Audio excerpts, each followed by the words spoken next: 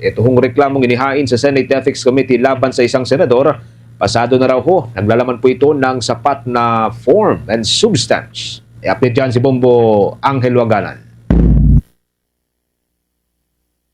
Kinumpirma ni Senate Ethics Committee Chairperson J.V. Ejercito na nakitaan ng sufficient and form and substance ang isa sa mga reklamong isinampa sa komite laban sa isang senador. Sa unang pagdinig ng komite mula nang may lathala ang kanilang bagong rules of procedure, sinabi ni Ejercito na tinalakay nila ang tinatawag na docket number 1 na siya ngayon unang kasong uusad sa formal na proseso. Ayon sa senador, ipapadala na sa respondent ang kopya ng reklamo upang mabigyan ito ng pagkakataong magsumite ng sagot. Hindi naman muna isinapubliko ng komite ang pangalan ng inireklamong senador at maging ang detalye ng reklamong isinampa. Nauna nang sinabi ni Ejercito na magiging closed door ang lahat ng hearing ng komite hanggat hindi pa natutukoy kung may sapat ba na batayan ang mga isinampang reklamo. So now it's formally, we have formally started the rules committee, ethics committee kasi meron na tayong rules. It has been published. Second, we resolved the administrative matters para magtuloy-tuloy na once we start with docket number 1, yung unang-unang kaso. As I mentioned before, first in, first out po tayo.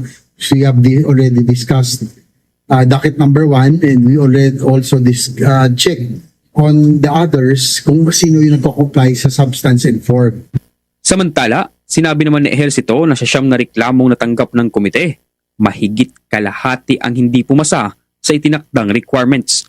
Aniya, kulang sa mahalagang impormasyon ang ilan sa mga reklamo at hindi rin sumunod sa kinakailangang matrix o tamang format ng pagsusumite.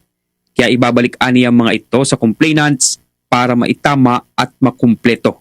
Pagpapaliwanag pa ng senador, umabot sa siyam ang nakabimbing mga reklamo sa komite dahil may mga nagsampa umano ng 2 reklamo sa iisang senador. Ang ano namin daw, we will send it back to the complainants kasi nga kulang. May checklist yan, may matrix. So that's what we tried to resolve today in the presence naman of yung mga staff. Kaya nga administrative matters kasi pag inantay pa natin lahat, sasabihin dinidelay. We're not, no? Sa isinagawang pagdinig, tanging si Ejercito at Senate President Pro Tempore Panfilo Ping Lacson lamang ang dumalo. Ito ay dahil naka-session break pa rin ang Senado sa kasalukuyan. Pagpapaliwanag naman ng chairman ng komite, magkakaroon muli ng pagdinig sa Mayo 4 kung saan inaasahang makukumpleto na ang dadalong mga miyembro dahil balik sesyon na ang Senado. Target naman ng komite na talakay ng posibleng pagresolba sa unang reklamo bago naman dinggin ang iba pang mga kaso.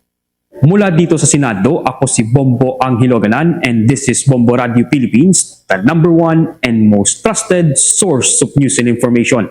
Basta Radio, Bombo! For the most trusted source of news and information, visit our website at www.bomboradio.com. Follow us on Bombo Radio mobile app, Facebook, YouTube, TikTok, and X, formerly Twitter.